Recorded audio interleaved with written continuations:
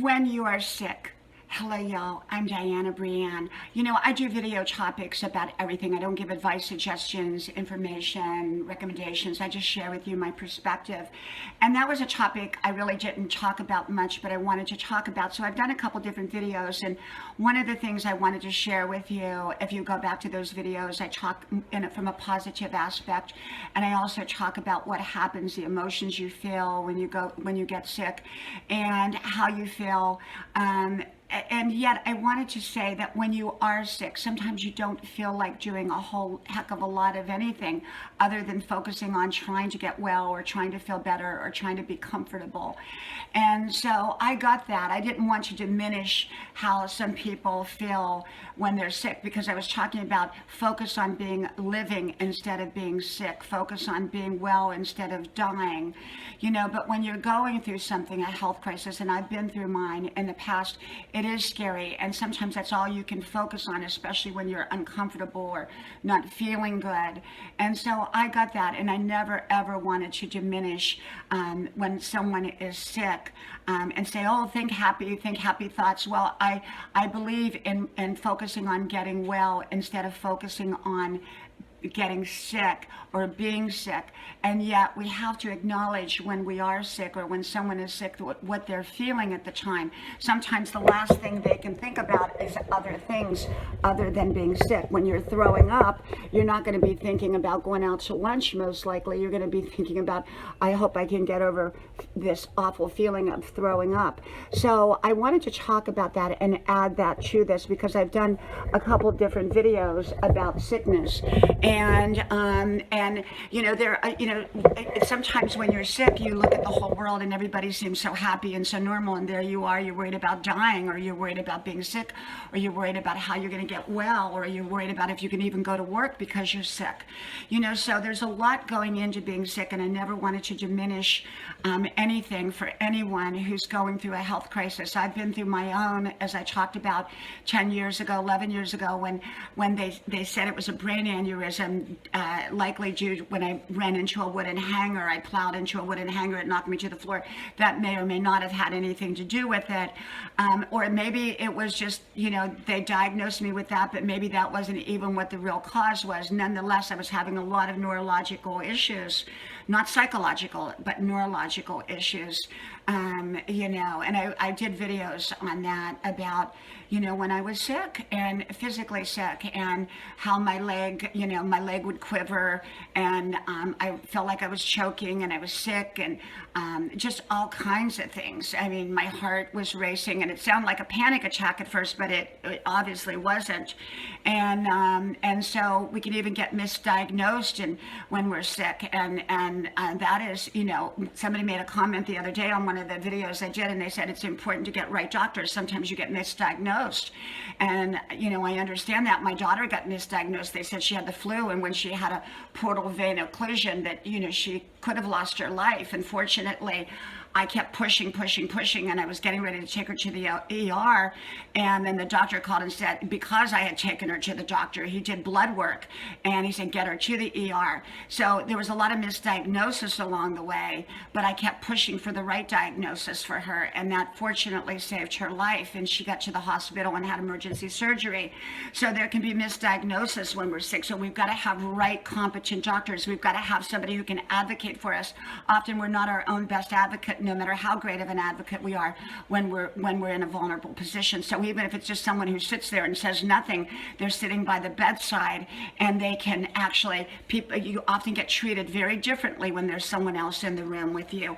I always send one of my kids, you know, I have 3 adult children, but when one of them goes to the doctors, I tend to send another one with them just to be in the room with them.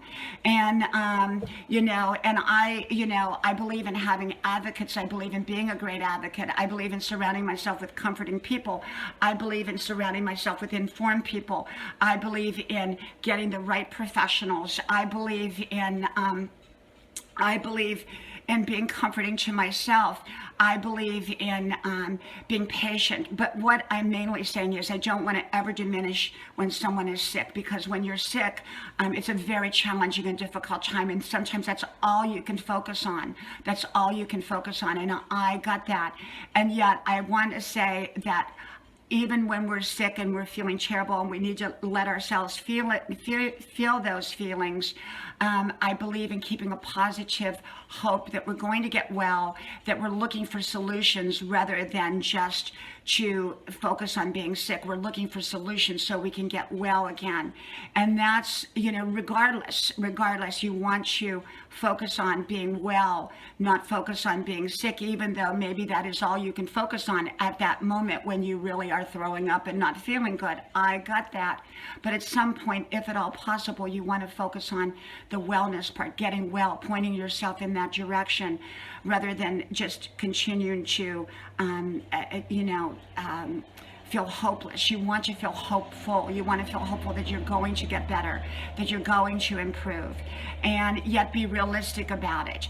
And so, for me, I don't give advice, suggestions, or anything else. I just share with you my opinion. And having been through my own sickness and my daughter's sickness and other people's sickness, I believe in great advocacy. I believe in the right professionals. I believe in avoiding misdiagnosis or being alert to misdiagnosis. I believe in taking my time and slowing things down, taking things off my plate of life, so that I can focus on, maybe staying in bed. Maybe, sometimes, if you don't feel good, maybe you have to stay in bed. Maybe things do get put on hold in life. A lot of things get put on hold in life when you're sick.